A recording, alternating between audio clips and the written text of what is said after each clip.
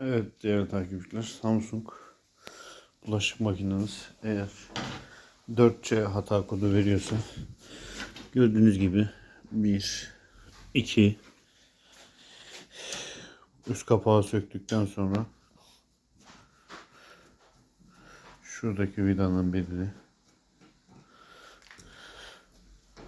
aynı şekilde burada da bulunan vidalardan birini söküyorsunuz.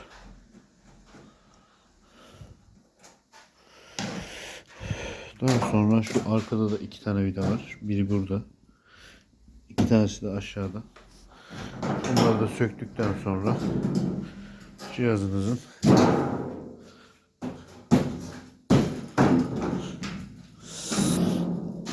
şuradaki elektronik kartına ulaşıyorsunuz.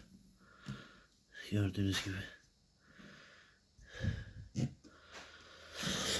Bu cihazımızda elektrik su sayacı sensör aracılığıyla gerçekleşmekte.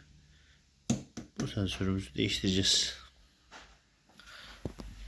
Takipte kalın.